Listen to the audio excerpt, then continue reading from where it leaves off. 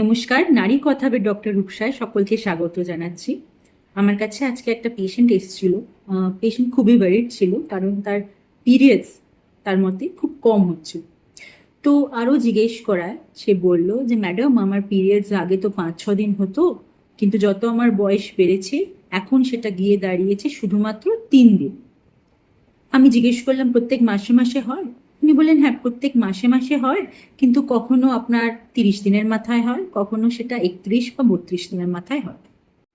তো আজকে আমাদের ডিসকাশন এটাই নিয়ে যে নর্মাল পিরিয়ডস আমরা কখন বলতে পারি, আমরা কখন জানতে পারি যে আমার যে পিরিয়ডস হচ্ছে সেটা নর্মালের মধ্যে ক্যাটেগরাইজড হচ্ছে নাকি সেটা অ্যাবনর্মাল হয়ে যাচ্ছে।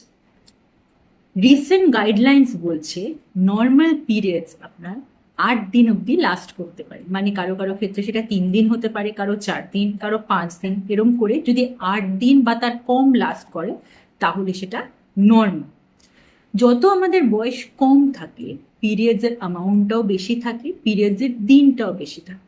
যত আমাদের বয়স বাড়তে থাকে আমরা মাঝবয়সী হয়ে যাই, আস্তে আস্তে দিনও কমতে থাকে, অ্যামাউন্টও কমতে থাকে। তো অ্যামাউন্ট কতটা হলে আমরা বলবো নর্মাল, এটা জানা এই জন্য ইম্পর্টেন্ট কারণ এর থেকে কম হলেও চিন্তার বিষয়, যেরকম এর থেকে যদি বেশিও হয়ে যায় তখনও কিন্তু সেটা চিন্তার বিষয়, তখন সেটা ইমিডিয়েটলি আপনার যে গাইনোকোলজিস্ট আছে তাকে গিয়ে রিপোর্ট করতে হয়। তাহলে নর্মাল পিরিয়ডসের অ্যামাউন্ট হচ্ছে 30 to 80 ml, মানে 80 ml অব্দি ব্লাড লস যদি হয় সাইকেলে সেটা হচ্ছে নর্মাল। নেক্সট আমরা আসছি সাইকেল লেন্থ। সাইকেল লেন্থ মানে পিরিয়ডস কতদিন অন্তর অন্তর আসছে, তাহলে কতদিন অন্তর অন্তর আসলে সেই সাইকেলটা আপনাদের নর্মাল হবে। জেনারেলি আমরা যেটা বলি যে 28 দিন প্লাস মাইনাস 2 দিন, মানে 2 দিন ওইদিকে বা 2 দিন এইদিকে হলে সেটা নর্মাল। কিন্তু রিসেন্ট গাইডলাইন্স বলছে কারো কারো সাইকেল 24 দিন অন্তরও আসতে পারে, কারো কারো সাইকেল 38 দিন অন্তর অন্তরও আসতে পারে। এত ভাস্ট রেঞ্জের মধ্যে হলেও সেটাকে আমরা মোটামুটি, যদি আরও কোনো রিস্ক ফ্যাক্টর না থাকে, নর্মালের মধ্যেই কাউন্ট করছি। তাহলে কখন আপনি আপনার গাইনোকোলজিস্টের কাছে যাবেন? যদি আপনার সাইকেল 24 দিনের ভেতরে আসে, মানে আগের পিরিয়ডস আর এই সাইকেলের মাঝখানে যদি 24 দিনের কম ব্যবধান থাকে তখন নিশ্চয়ই যাবে।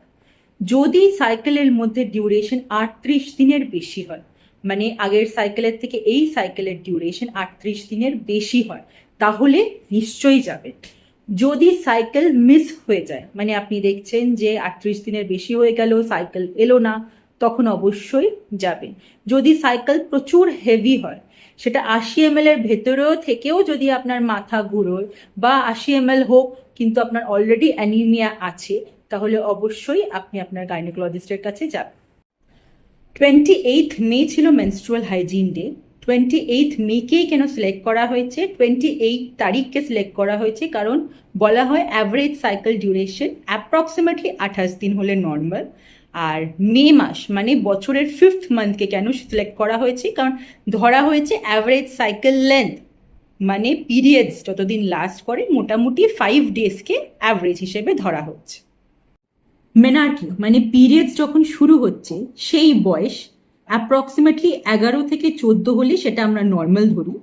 আগে আমরা 16 বছর অবধিও ওয়েট করতে পারতাম যদি বাকি ডেভেলপমেন্ট প্রপার হতো, কিন্তু এখন অ্যাকচুয়ালি দেখা যাচ্ছে যে চেম্বারে যারা আসছে খুব ছোট বয়সে মেয়েদেরও স্টার্ট হয়ে যাচ্ছে, এমনকি 8-9 বছর বয়সেও কিন্তু পিরিয়ড স্টার্ট হয়ে যাচ্ছে। তাই মেনস্ট্রুয়াল হাইজিন সম্পর্কে অ্যাওয়ারনেস খুব ইম্পর্টেন্ট। যদি পিরিয়ডসের সময় আপনারা স্যানিটারি ন্যাপকিন বা প্যাড ইউজ করেন তাহলে কিন্তু সেটা 4 থেকে 6 ঘন্টা অন্তর অন্তর পাল্টাতে হবে। কিন্তু শুধু তো প্যাড নয়, আরও wide range of product available আছে এখন, যেরকম ট্যাম্পন, যেরকম মেনস্ট্রুয়াল কাপ, যেরকম ক্লথ রিউজেবল প্যাড। যদি আপনারা মেনস্ট্রুয়াল কাপ বা ক্লথ রিউজেবল প্যাড ইউজ করেন তাহলে কিন্তু অবশ্যই সেটা প্রপারলি ওয়াশ করতে হবে এবং হাইজিন মেনটেন। এবার আমরা ঋতুস্রাব বা মাসিক সম্পর্কে প্রচলিত কিছু ভ্রান্ত ধারণার সত্যতা যাচাই করব। মিথ: মাসিকের রক্ত নোংরা বা অপবিত্র। সত্যি হচ্ছে এটি একটি স্বাভাবিক প্রক্রিয়া। মিথ: মাসিকের সময় স্নান করা উচিত না। সত্যতা হচ্ছে স্নান করা উচিত এবং নিজেকে পরিচ্ছন্ন রাখা উচিত। মিথ: মাসিকের সময় ব্যায়াম করা ক্ষতিকর। সত্য: হালকা ব্যায়াম উপকারী যদি শরীর পারমিট করে। মিথ: মাসিক চলাকালীন রান্নাঘরে যাওয়া বা পুজো করা উচিত না। সত্য, এটি একটি স্বাভাবিক প্রক্রিয়া। এটি কোনোভাবেই একজন নারীকে অপবিত্র বা অক্ষম করে না। মিথ, মাসিক চলাকালীন গর্ভধারণ সম্ভব না। সত্য, গর্ভধারণ হতে পারে যদি ওভিউলেশন তাড়াতাড়ি হয়। মিথ, মাসিকের ব্যথা সহ্য করতেই হবে। সত্য, তীব্র ব্যথা কখনোই নর্মাল নয়। যদি ব্যথা তীব্র হয় যা দৈনন্দিন কাজকর্মে বাধা সৃষ্টি করে, তাহলে অবশ্যই চিকিৎসকের পরামর্শ প্রয়োজন। মিথ, মাসিকের সময় চুল ধুলে রক্তপাত বেড়ে যায়। সত্য, এর সাথে কোনো সম্পর্কই নেই। মিথ, টক খাবার খেলে মাসিক বন্ধ হয়ে যায়। সত্য, টক খাবারের কোনো প্রভাব। মিথ, মাসিকের সময় মেয়েরা দুর্বল ও অক্ষম। সত্য, অধিকাংশ নারী স্বাভাবিকভাবে সব কাজ করতে পারে। মাসিক নিয়ে কথা বলা লজ্জার। সত্যতা হচ্ছে এটি নিয়ে খোলাখুলি আলোচনা খুবই জরুরি। মনে রাখবেন, মাসিক কোনো রোগ নয়, কোনো অভিশাপ নয়, কোনো অপবিত্র কিছু নয়। এটি একজন নারীর সুস্থ প্রজনন স্বাস্থ্যের স্বাভাবিক লক্ষণ। আশা করি পিরিয়ডস সংক্রান্ত আপনাদের সকল প্রশ্নের উত্তর দিতে পেরেছি এই পর্বে। ভালো লেগে থাকলে শেয়ার করতে ভুলবেন না বন্ধুদের সাথে এবং পরিবারের সাথে। দেখা হবে নারী কথা উইথ ডক্টর রূপসার পরবর্তী এপিসোডে। সুস্থ থাকবেন, সচেতন থাকবেন। ধন্যবাদ।